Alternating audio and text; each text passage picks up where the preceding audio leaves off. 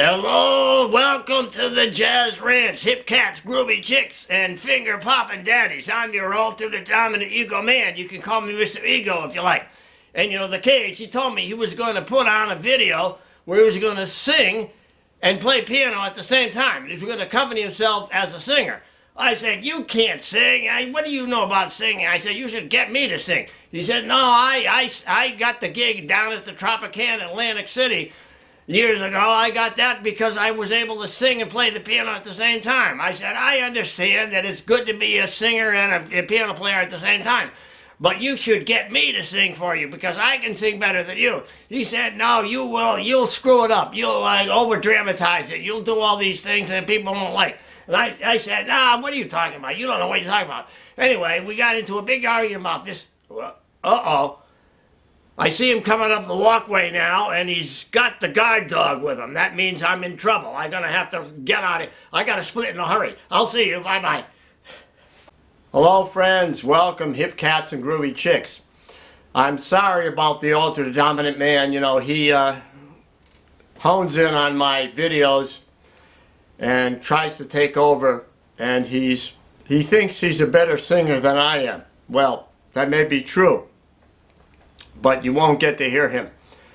Anyway, I've had people request that I do something to show how you would accompany yourself if you're playing the piano and singing. How to accompany yourself at the piano if you want to sing.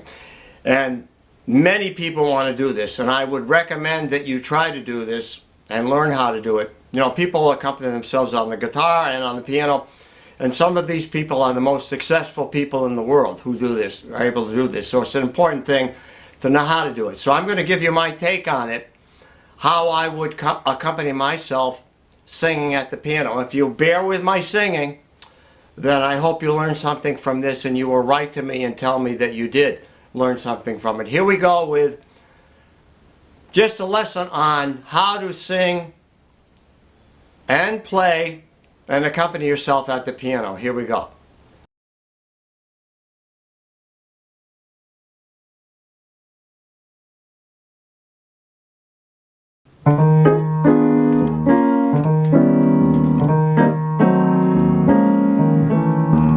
You make me feel so young.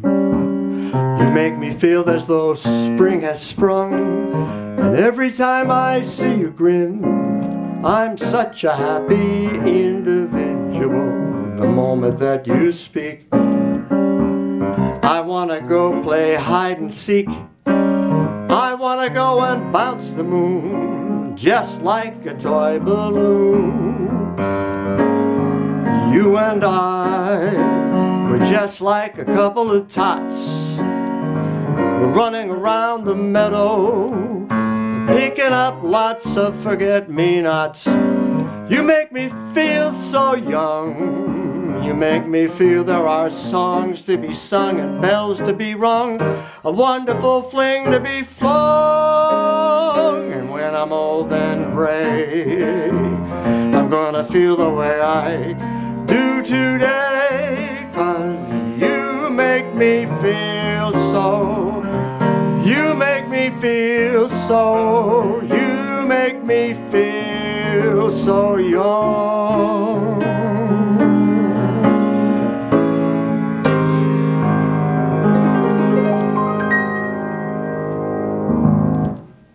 Now, people have asked me for a few years now to show how I would accompany a singer, or how I would accompany myself if I'm singing. In other words, they want to learn to sing and play the piano, and that's a thing I really advise you to learn how to do, because you get a lot of gigs. If you can sing well and you can play well and accompany yourself, first of all, if you can sing well and you can just accompany yourself a little bit, you'll probably get a lot of gigs. And that's what I did for a period of time. Quite a few years ago, I just played solo gigs singing. That's how I got the Tropicana gig. You had to be able to sing and play. So you had to know the lyrics and the melody of the song and the chords and know how to accompany yourself. So if you're playing solo, you pretty much want to stick to spread voicings, because they will give you the bass note, the correct bass note here. And then if you want, support the melody here in the right hand, so it can help you define the melody note. Now, there's two ways to do this. You can voice it with the melody note on top, or you can voice it with some other note on top like this. But the melody is there. You make me feel so young. So with the melody note on top, it would sound like this. You make me feel so young. You see how those voicings work? That's A flat major 7. Then this has to be an F7 with an augmented 5th to a B flat minor 9 there, to an E flat 7, 13 there, you see. Now if I voiced it differently, I could do it this, like this. It would sound like this. You make me feel so young. That sounds good too, you see. So the voicings that you decide on are very important. Now you can voice up here if you're playing in a band and you have a bass player, you don't need that bass note in there. So you might voice it like this. You make me feel so young. You see how that? I don't have the melody in there. You make me feel so young. And that sounds really nice. It's a pretty sound, but you have the bass in there if you're playing with a trio. So there's two things you have to decide. Am I going to play with a trio and sing, or am I going to play solo and sing? So I'm going to approach this mostly from the point of view of singing solo, because that's where you're going to get the most amount of gigs, and I want to help you with that. So it's going to be here, down here, with the spread voicings, with the root on the bottom. So you get a strong sense of the harmonic structure of the tune through the bass line, because the bass line is going to be projected with whatever note you're playing in the bass. Okay, step 2, to review. I'm just talking about the voicings now, not the rhythm. If you want to support yourself singing and you want to support the melody, then you want to put the melody note on the top here. You make me feel so young. You make me feel as though spring has sprung. And every time I see you grin, you see how that melody note now is there on the top of the chord. A lot of singers want me to accompany them with that, or from experience, you'll learn that singers often want that melody note on the top to help them find the melody because they're still learning it or something. But if it's a really good singer, they won't need that. You can play whatever, you can play voicings up here. But the important thing is to know how to do that, is to know how to help the singer and help yourself to hear that melody note by voicing the chord with the melody note on the top, being on the top of the voicing, just on the top.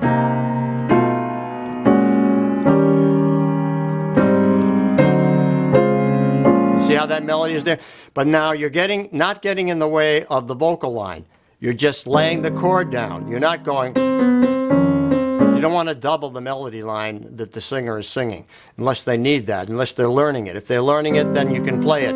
But after they've learned the melody and you want to accompany them, you can give them that support with the melody note on top like that.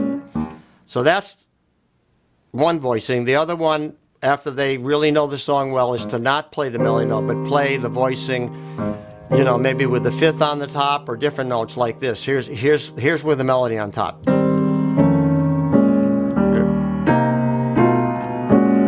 These are just voicings now.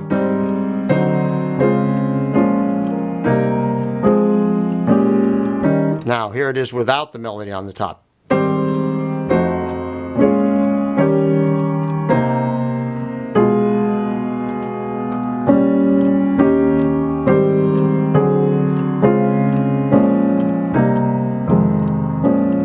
See, another good technique to accompany yourself is to have the chord in the right hand and a bass note in the left hand. Such could be a 2-beat bass. This is a swing tune, of course, so it's 2-beat. You make me feel so young. You make me feel that spring has sprung, like that. Or a 4-beat could be a walking bass line, could be you make me feel so young. You make me feel that spring has sprung, and so on. Well, that technique of playing the bass line and the chord in the right hand is used a lot in pop music and by pop singers. Something like this. Some folks like to get away, take a holiday from the neighborhood, hop a flight to Miami Beach or to Hollywood. You see how that can work nicely for accompanying yourself in a pop tune, and also maybe walking a bass line. Here's a better position to show the bass line, you know. Here I go again, I hear those trumpets blow again, all aglow again, taking a chance on love. So now as you're learning this, you need to learn the voicings first, and then the rhythm after. So now the interesting thing about the rhythm is that you can either play in such a way that you complement the timing of how you're phrasing the song, how you're singing the melody in terms of its phrasing and rhythm. You can complement that with your chords, like this. You make me feel so young. In other words, you make me feel so young. See, that one's ahead of the beat. So you might want to play the chord on there, like. So this is complementing the rhythm of the melody that you're singing. You make me feel so young. You make me feel that spring has sprung. You see, so I'm hitting it off the beat the way I'm singing it. And every time I see you grin, I'm such a happy individual. The moment that you speak, you see, that's a thing that you can do when you're accompanying yourself singing. When someone else, you're accompanying a singer, you can't do that because they may phrase it differently. But when you're playing solo piano and singing, you can support your melodic line rhythmically with how you're comping below it. Now also you can contrast it, and I'll show you that next. Yeah, so now contrasting the chords and the accompaniment part to the melody part that you're singing would to play off the beat or to play in contrast to the rhythm you're singing. So if you're singing, you make me feel so young, you could play off the beats like this. You make me feel so young. You make me feel as though spring has sprung. You see, and then there. Okay, here we go now. You make me feel so young. You make me feel as though spring has sprung. And every time I see you grin, I'm such a happy individual. You see, so that is very rhythmic comping against the melody line. Now that's difficult to learn how to do. Believe me, I had to take a few years to learn how to do that well. To how to be able to phrase my vocal line sort of in a way that made sense in terms of its lyrics on the beat, and then contrast the comping line against it and make it swing at the same time. That's a paramount thing to learn and figure out. So I hope I can been able to show you this in this video. So you know, here it is now again reviewing with it supporting the melody on the melody's rhythm, so to speak. You make me feel so young. You make me feel as though spring has sprung. And every time I see you grin, I'm such a happy individual.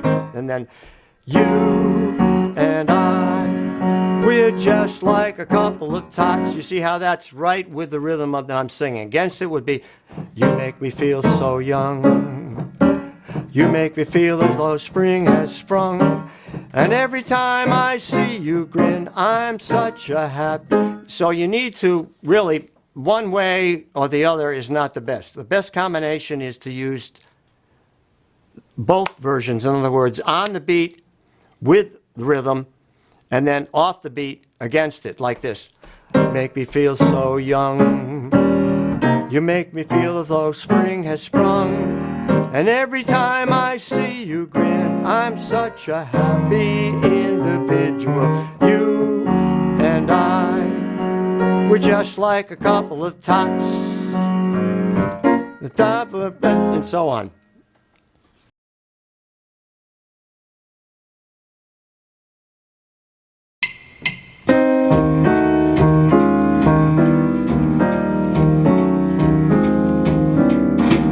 You make me feel so young. You make me feel that spring has sprung.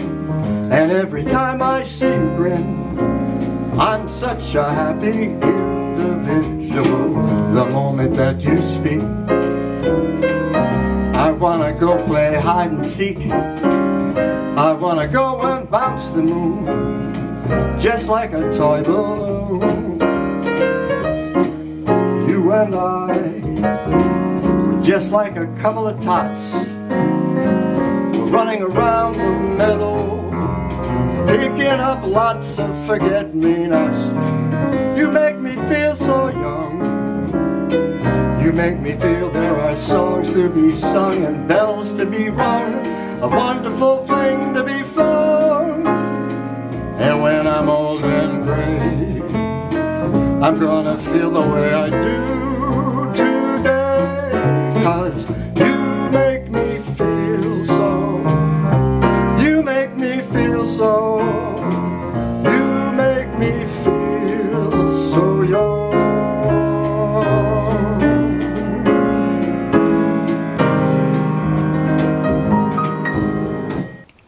Okay, so now when you're playing with a trio, with a bass player and a drummer, bass player's playing the bass line, so now you're not going to play root position chords necessarily.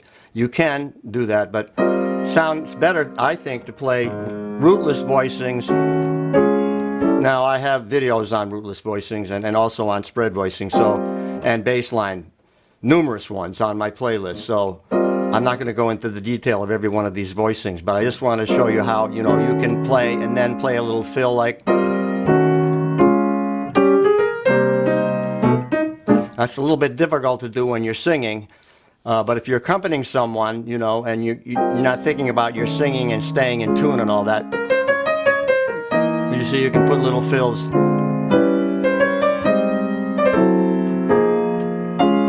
Particularly where there's a held note, like at the end of the chorus, unless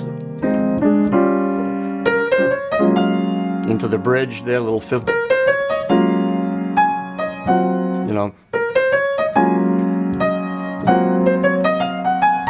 You can put little fills in wherever the note is being held by the singer. If you're holding a note, then you can put a fill in, a melodic fill, or a comp, a rhythm.